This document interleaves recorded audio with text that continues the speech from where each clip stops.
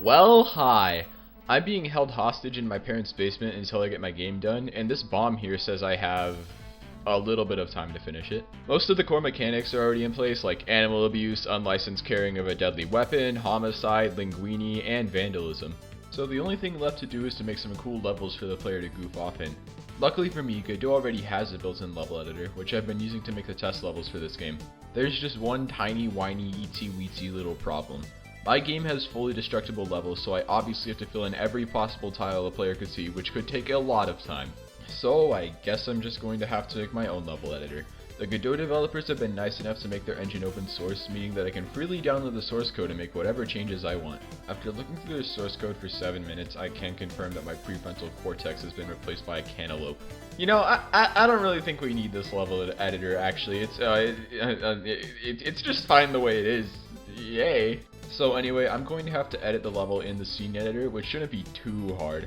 All we really have to do is fill in any block that's empty, like how construction workers build foundations, and yeah, so due to my stage 8 idiot, I forgot that the rooms are as empty as my head, and I would drown in concrete too.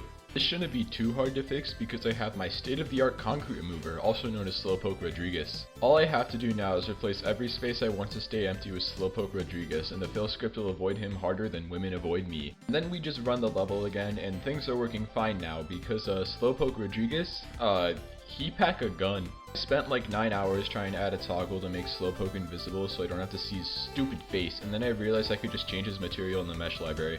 So now we just need to make the actual level part. Most 3D games have some sort of objective you need to get to, but scatter it in pieces over the level, like Mario's Stars, Doom's Keys, or Postal's Petition Signing.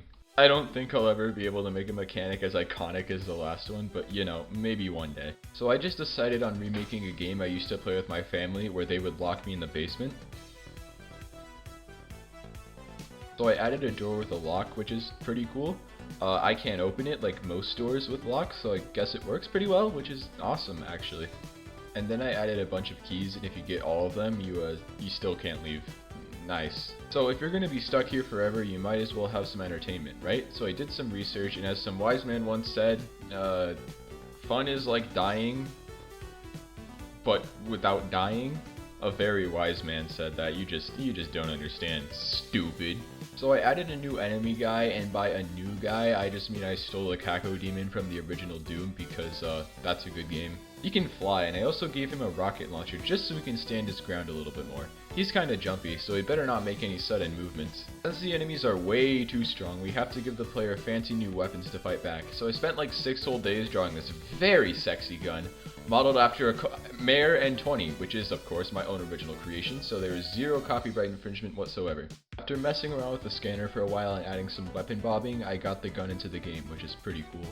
The animations are kinda nice, but I'll probably end up redoing them later. The reload is kinda janky, and the arm slides around when you shoot for some reason, which is, I don't think they do that in real life.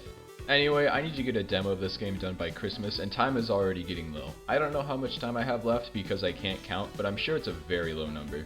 So I should probably get to work on the story. I already have the premise and the basic plot set up, and all I need to do to get this literary masterpiece off the ground is, actually write it.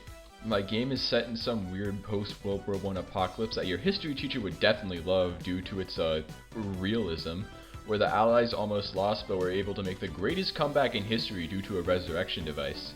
The bombings from the war left much of the world in ruin, as you can see from my impeccable art skills. I made this little opening scene in the last episode, and, oh, the level editor destroys that too.